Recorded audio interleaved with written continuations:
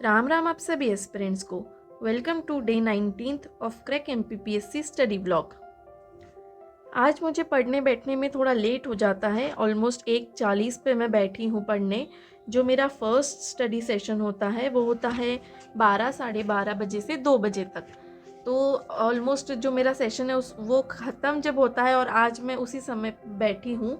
और इम्पॉर्टेंट ये है कि मैं वो जो 2 घंटे का सेशन होता है तो ये भी 2 घंटे ही करूँ, और जो मेरा नेक्स्ट सेशन होता है उस पर इसका कोई इफ़ेक्ट नहीं पड़ना चाहिए। तो मैं कोशिश करूँगी कि कोई इफ़ेक्ट ना ही पड़े।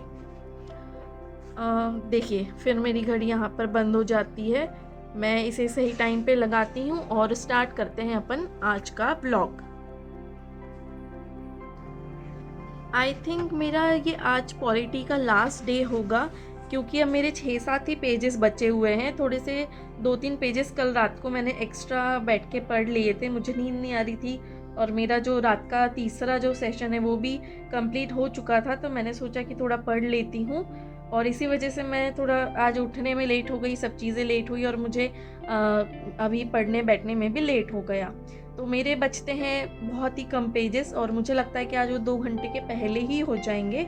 और जैसे कि मैंने आप लोगों को पहले व्लॉग में भी बताया है कि मैं इसके बाद जो है वो ज्योग्राफी और इन्वायरमेंट का पार्ट शुरू करने का सोच रही हूँ, जो कि लूसेंट से है, इंडिया एंड वर्ल्ड वाला, ना कि MPGK वाला।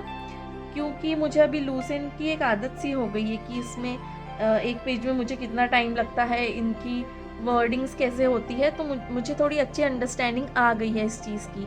तो दूसरी बुक पे मैं शिफ्ट नहीं होना चाहती।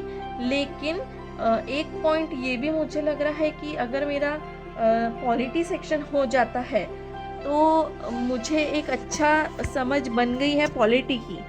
तो मुझे MP का जो पॉलिटी है वो भी इसके साथ साथ पढ़ लेना चाहिए, जो कि MPGK मुकेश माहेश्वरी में दिया गया है। क्योंकि उसमें भी बहुत कम, शायद 26-27 ही पेजेस है। मुझे एक बार देख के कंफर्म करना पड़ेगा। तो वो मुझे शायद 2 ही दिन लगेंगे वो करने में। और पॉलिटी एक साथ में मेरा हो जाएगा तो एक होता है ना कि मन को संतुष्टि मिलती है कि चलो, एक सेटिस्फेक्शन रहता है कि मेरा अभी पॉलिटी पूरा कंप्लीट है, MP प्लस इंडिया। तो वही सोच के मैंने ये डिसाइड किया है कि मैं अभी जो ज्योग्राफी और इन्वायरमेंट शुरू करने वाली थी उसको मैं 2 दिन बाद करूँगी। और अगर मुझसे ज़्यादा बैठना होता है तो मैं कोशिश करूँगी कि मैं एक ही दिन में जो MP का पॉलिटी वाला सेक्शन है वो करूँ। क्योंकि कल ऐसे ही मैं बैठे बैठे मुकेश माहेश्वरी की बुक घुमा रही थी, तो लूसेंट के कंपैरिजन में काफ़ी, मतलब एक पेज को जैसे मुझे लूसेंट में 10 मिनट लग रहे हैं तो उसमें शायद 5-6 मिनट में ही हो जा रहा है। तो हो सकता है कि जैसे मैं 2 घंटे में यहाँ 10 पेजेस करती हूँ तो वहाँ मुझे और भी कम समय लगे। तो मैं यही ट्राई करूँगी पहले तो कि मेरा जो MP का पॉलिटी वाला सेक्शन है वो एक दिन में हो जाए। तो यहाँ पे आप ये कंसीडर कर सकते हैं कि मेरा आज या फिर ज़्यादा से ज़्यादा कल MP एंड इंडिया का पॉलिटी कंप्लीटेड है। For the first time in these many years, that is almost 10 years you can say, कि मेरा अच्छे से कोई सब्जेक्ट जो है वो पढ़ के पूरा हो गया है। उसमें भी एक जो सेक्शन है, जो लूसेंट वाला सेक्शन है, उसका मेरा रिवीजन भी हो चुका है। अगर सच में मैंने इतने डेडिकेशन से पहले पढ़ा होता ना तो UPSC भी, मतलब, मुझसे क्रैक हो सकता था। लेकिन वही है ना कि किस्मत में शायद ना होगा UPSC, और किस्मत शायद कुछ और ही देना चाहती हो। लेकिन इस बार मैं वो मौका नहीं छोड़ना चाहती। मुझे इस बार, मतलब, किसी चीज़ पे भी दोष नहीं देना है, ना खुद पे, ना किस्मत पे, ना किसी भी चीज़ पे। बस मुझे इस बार करना ही है एट एनी कॉस्ट। तो ऑलमोस्ट यहाँ 1 घंटा होते ही आया है और मेरे अब सिर्फ 3 पेजेस बचे हुए हैं। तो इसमें 20-25 मिनट से मुझे ज़्यादा नहीं लगना चाहिए, क्योंकि जो लास्ट में लास्ट के 1.5 पेज पे जो पॉइंट्स होते हैं ना, इम्पॉर्टेंट पॉइंट्स, वो ही दिए गए हैं, जो कि ऑलरेडी हमने अभी पॉलिटी के सेक्शन में पढ़ा हुआ है। तो उसमें पढ़ने में ज़्यादा टाइम नहीं लगेगा और एक क्विक रिवीजन भी हो जाएगा। ऐसे जो शॉर्ट पॉइंट्स होते हैं ना, वो पढ़ने में बहुत ही मज़ा आता है, क्योंकि आप जब पूरा चैप्टर पढ़ चुके होते हैं तो एक रिवीजन टाइप से भी हो जाता है और आपको वो पोर्शन बहुत ज़्यादा इजी लगता है। क्योंकि जब आप फर्स्ट टाइम पढ़ते हो तो वो थोड़ी हैवी रहती है वो चीज़, लेकिन सेकेंड टाइम पढ़ने में या ऐसे वन लाइनर पढ़ने में वो काफ़ी ईजी भी जाता है और दिमाग में बहुत जल्दी जाता है और बैठ भी जाता है। अच्छा हाँ, आप लोग में से कोई अगर ऐसा एस्पिरेंट है जिसकी एग्ज़ाम में इंग्लिश पूछा जाता है या वोकैब से रिलेटेड क्वेश्चंस आते हैं, तो उस पे मेरी एक सीरीज़ मैंने पहले अपलोड की थी, learn 2000 words with me series.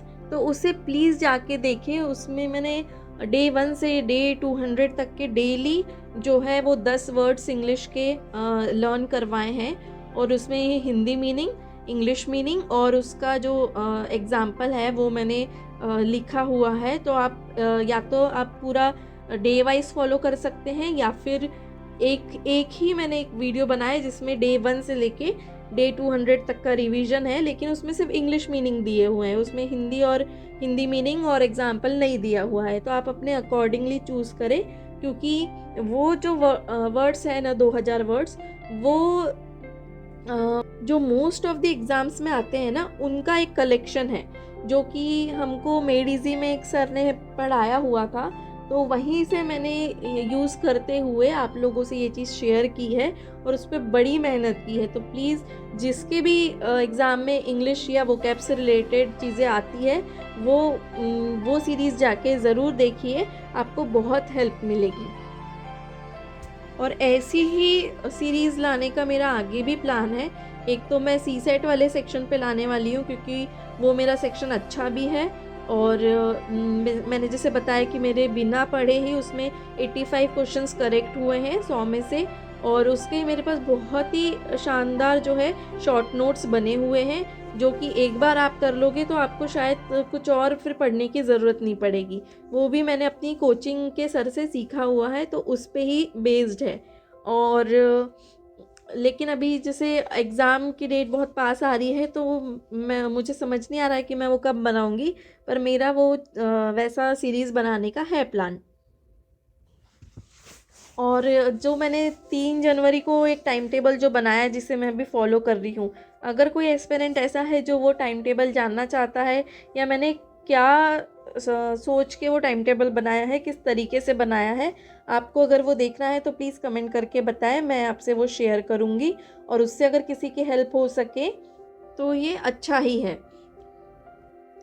और एक बात, जो मैं डेली व्लॉग्स बना रही हूँ, वो दिन के पहले सेशन में बनाती हूँ, जब मैं ऑलरेडी फ्रेश फील कर रही हूँ, मोटिवेटेड फील कर रही हूँ, जो 2 घंटा मैं पढ़ूंगी ही पढ़ूंगी।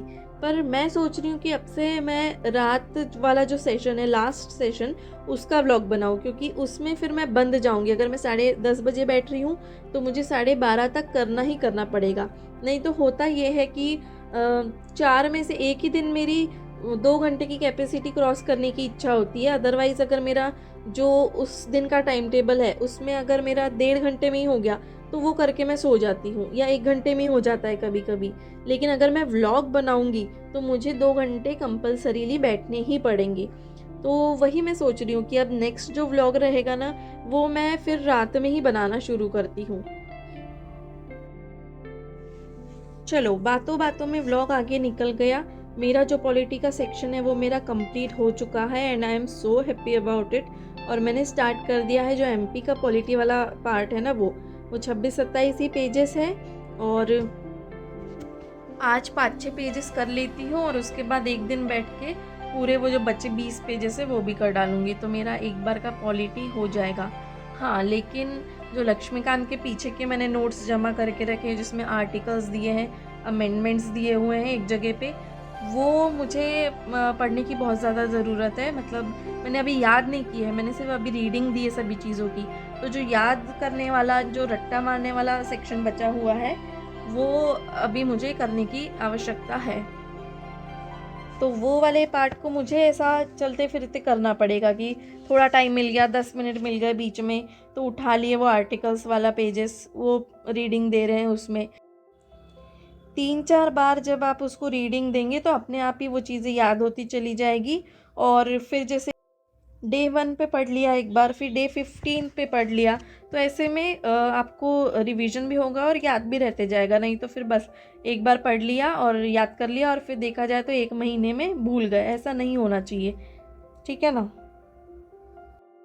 तो चलिए आज का ब्लॉग मैं करती हूँ एंड। जो बचा हुआ पोर्शन है वो मैं दिन में पढ़ लूँगी और आप सभी से मिलते हैं नेक्स्ट ब्लॉग में। तब तक के लिए stay tune, stay motivated and please please please subscribe to my channel. Thank you. Ram Ram.